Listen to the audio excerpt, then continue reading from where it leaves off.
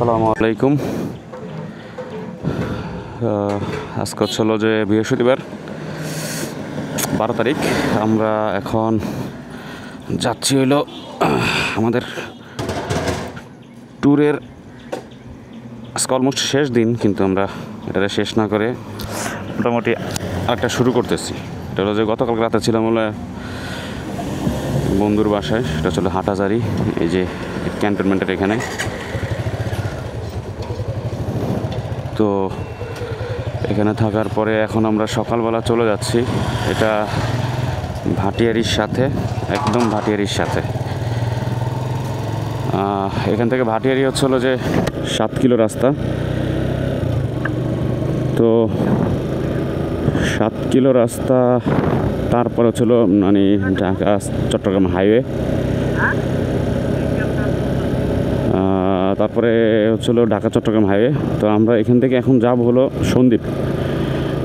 তো দেখা যাক সন্দ্বীপের কী অবস্থা। জোয়ার ভাটার উপর ঝামেলা আছে একটা, যতটুকু জানতে পারছি একটা পেজে থেকে গতকালকে। তো আজকে নাকি এটা 9:30টায় ছাড়বে ফেরিটা। তো এখান থেকে যেতে অলমোস্ট 40 মিনিটের মতো সময় দেখাচ্ছে। 40 মিনিট সময় হলে তো আমরা চলে যাওয়ার কথা আশা করি, সময়ের আগেই 9:30টার আগেই চলে যাব ইনশাল্লাহ। আর এটা হচ্ছে যে ভাটিয়ারি, ওই যে ক্যান্টনমেন্টের এরিয়াটা চমৎকার। রাতের বেলা এখানে অনেকক্ষণ হাঁটাহাঁটি করছি।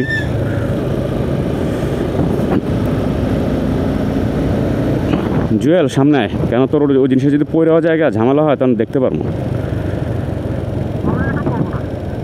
শিওর?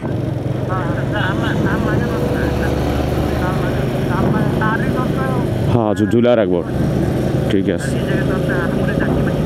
না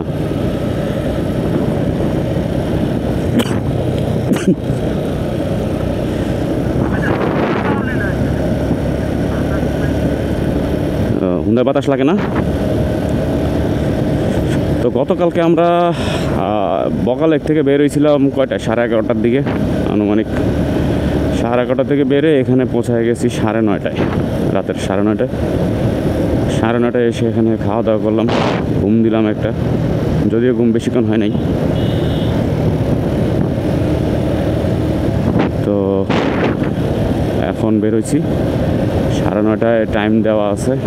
এখন দেখা যাক এটা কখন ছাড়ে। এই ফেরির তো কোনো মানে এগুলো শিওর দিয়ে কেউ বলতে পারবো না যে ফেরি কখন যাবে। এটা সন্দ্বীপের ফেরি, ঝামেলা থাকার কথা। তারপরে দেখি আমাদের হাতে 1.5 ঘন্টা সময় আছে। 40 মিনিট যদি যাইতে লাগে, আর বাকিটুকু বেশি অতিরিক্ত সময় নিয়ে বেরোইছি। আমাদের আজকের প্ল্যান হলো আজকে ওখানে থাকবো আমরা। থাকার পরে কালকে ইনশাল্লাহ বের হয়ে যাব, ঢাকার উদ্দেশ্যে রওনা দিব।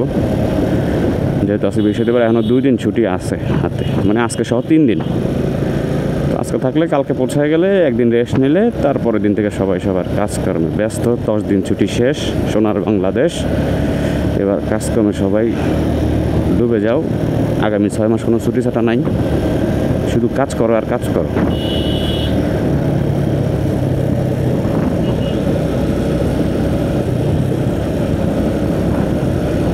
নজরুল থেকে টাকা সাউন্ডটাও তো মনে ভুল হয়েছে।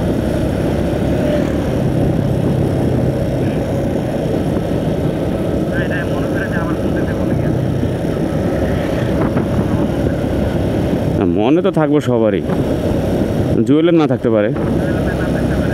জুয়েলের চাই যে চিকনো চাকনে চামে চিকনে কেমনে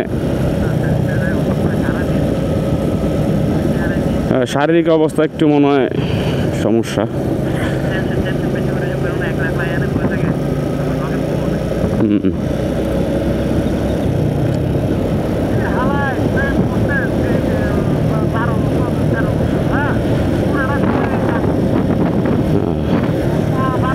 গতিসীমা হচ্ছিল 35 kilometre.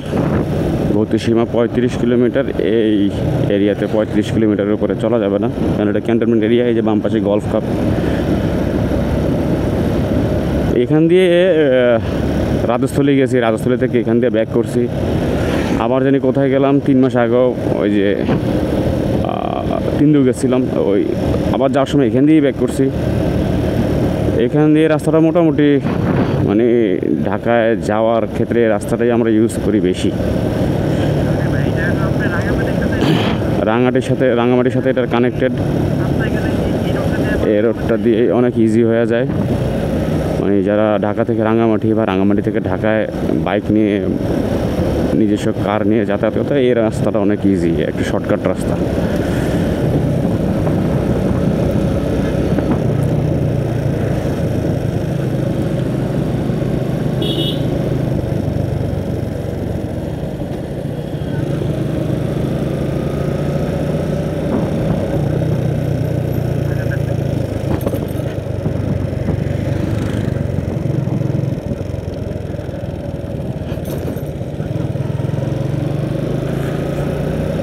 Beer of over speed. কোথায় জানি ওই যে মেড ইন বাংলাদেশ হয়েছিল, পার হয়ে আইছি কোনো শেট। মেড ইন বাংলাদেশের শুটিং এখানেই হয়েছিল, আরও আগে, ভুলে গেছি দেখাইতে।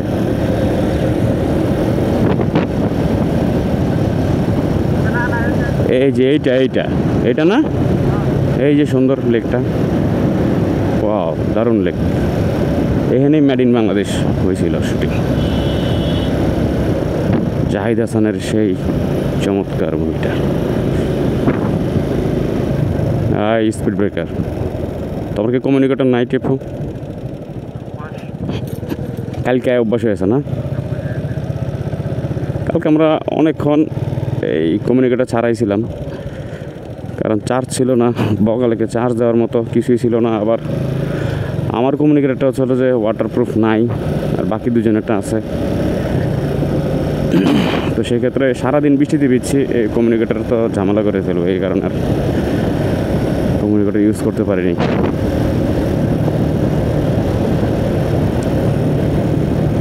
আর পলিথিন দিয়া ভিজা রাখলো, পলিথিন দিয়ে ঢাকা রাখলো, দেখছি কি যে মানে পানি যাই হালকা পাতলা।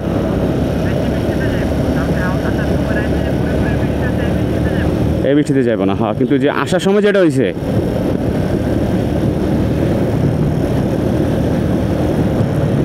কে রে জুয়েল কই রে?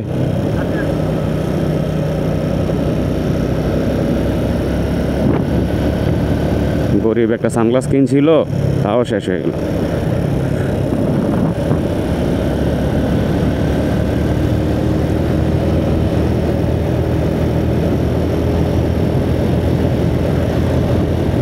স্পিড ব্রেকার আছে।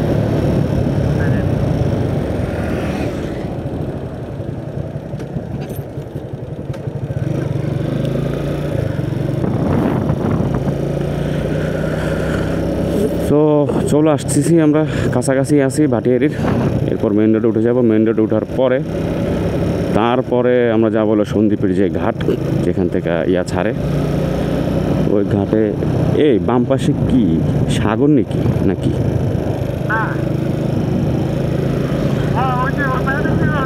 সাগর না? হ্যাঁ, আমি তো বলি কি রে, এরকম আবছা আবছা কি দেখা যাইতেছে এটা। তারপর অনেকবার এই আমি মনে হচ্ছে তারগুলা নাকি।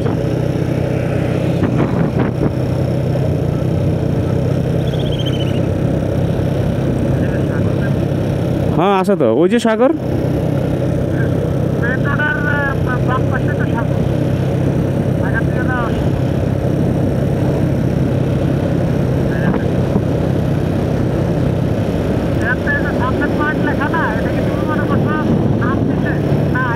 না, এই যে আমি তো দেখলাম, এর আগের বার তো কখনো খেয়াল করি নাই, তো সবসময় রাইতেই তো গেছি।